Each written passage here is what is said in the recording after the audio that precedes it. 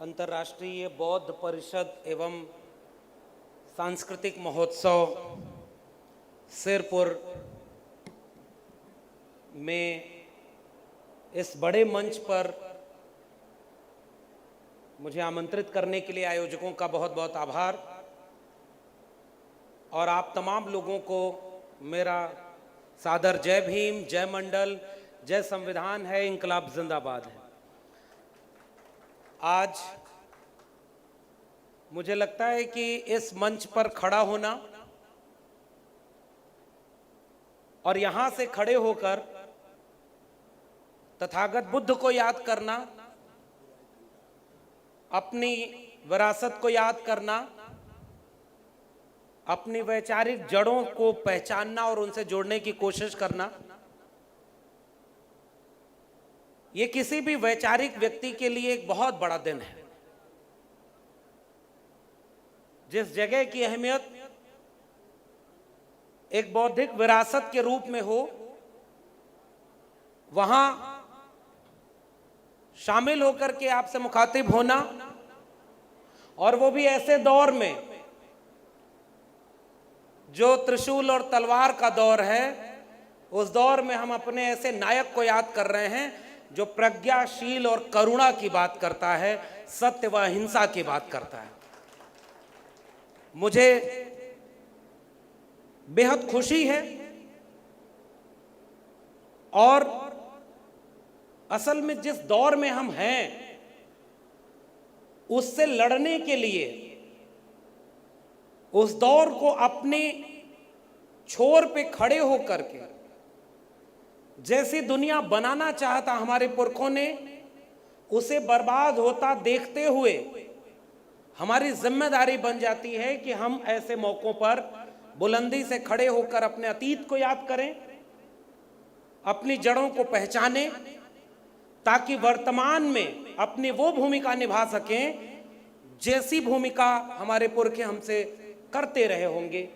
ताकि हम एक ऐसी दुनिया बना सकें जिसका ख्वाब तथागत बुद्ध ने आज से हजारों साल पहले देखा था। मुझे लगता है कि जब भी दुनिया पर, मनुष्यता पर किसी भी रूप में ऐसा खतरा सामने दिखे कि वो लोग ही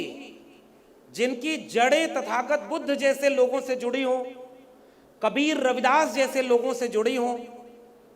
ज्योतिबा फूले, डॉक्टर अंबेडकर, डॉक्टर राम मनोहर लोहिया से जुड़ी हों,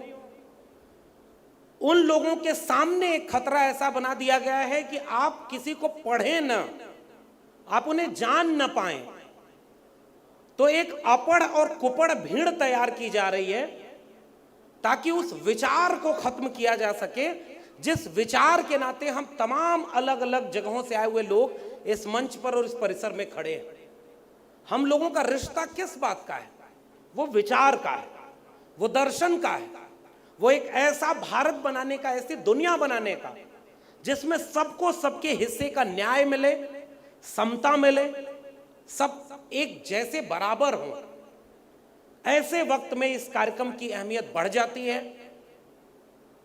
एक बार डॉक्टर लोहिया की जीवनी आप पढ़ेंगे तो ओंकार शरद उनके बहुत करीबी थे। तो डॉक्टर लोहिया भारत के नक्शे को देखते हुए कहते हैं कि ये कपिलवस्तु मगध के इलाके से होते हुए मैं पैदल लुम्बिनी तक जाना चाहता हूं। मैं महसूस करना चाहता हूं कि इन इलाकों में जब इस जमीन पर बुद्ध के पैर पड़े होंगे तो वो जमीन कैसी होगी। आज मुझे लगता है कि हम लोग जब वापस अपनी जड़ों से जुड़ने की बात करते हैं तो एक ही निवेदन कि हम कम से कम उतना पढ़ पाएं जितना इन लोगों ने लिख दिया है,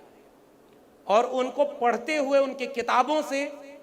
रोशनी लें, उनकी कलम से ताकत लें, और हर किस्म के हिंसक वातावरण में, नफरती माहौल में, त्रिशूल और तलवार के दौर में कलम और किताब से वह भारत बना सके जिसका ख्वाब तथागत बुद्ध ने देखा था। कल मिलते हैं। बहुत बहुत शुक्रिया। जय भीम।